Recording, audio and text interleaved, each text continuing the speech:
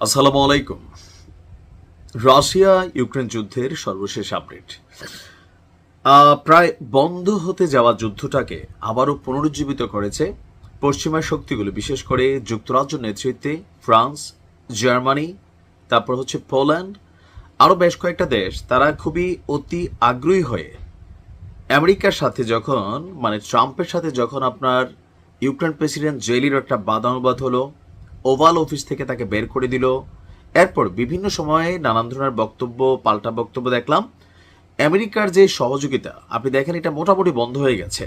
But বিপরীতে পশ্চিমা শক্তিরা, ইউরোপীয় ইউনিয়ন যে কোনো মূল্যে পুতিনকে ঝুঁকাবে, আর এই ঝুঁকানোর জন্য তারা ইউক্রেনকে সার্বিক সহযোগিতা করছে। কিন্তু এই সহযোগিতার বিপরীতে ইউক্রেন যে কাজটা ঘটায় দেখাই দিছে, এটা তাদের জন্য সাময়িক সৌভাগ্যের হলেও বা পশ্চিমাদের সহযোগিতা পাওয়ার জন্য অনেক বড়দূর মাইল ফলক হলেও কিন্তু রাশিয়া ইউক্রেন যুদ্ধে নিজেদের পরিণতি কোথায় নিয়ে যাচ্ছে।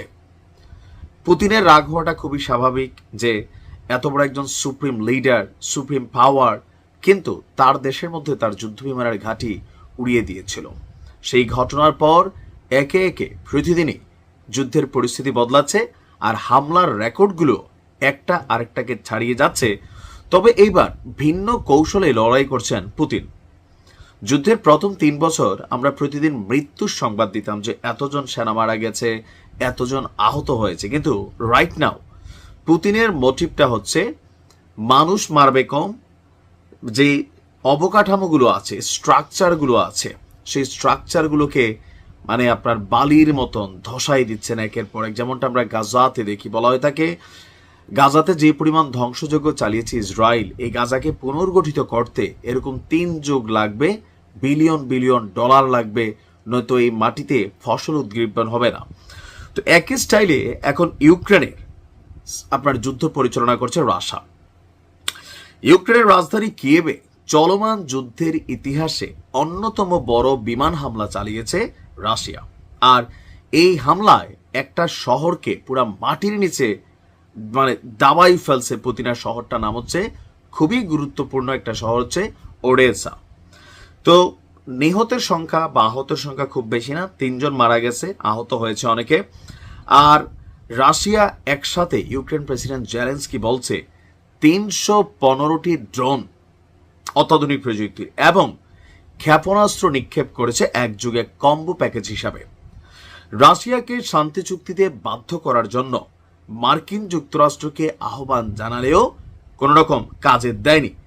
সাম্প্রতিক হামলাগুলোকে তারা রুশ বিমান ঘাঁটি এবং সেতুতে চালানো হামলার প্রতিশোধ হিসাবে দাবি করেছে রাশিয়া। গত সপ্তাহে রাশিয়া ইউক্রেনের বিভিন্ন স্থানে প্রায় 1451টি ড্রোন, 78টি ক্ষেপণাস্ত্র ছড়েছে। এদিকে রুশ প্রতিরক্ষা মন্ত্রণালয় বলছে ইউক্রেন থেকে ড্রোন আক্রমণের আশঙ্কায় রাজধানী মস্কো, গুরুত্বপূর্ণ শহর সেন্ট পিটার্সবার্গ সহ 13টি শহরের বিমানবন্দর থেকে রাতভর সকল ফ্লাইট সাময়িকভাবে বন্ধ রাখা হয়েছে।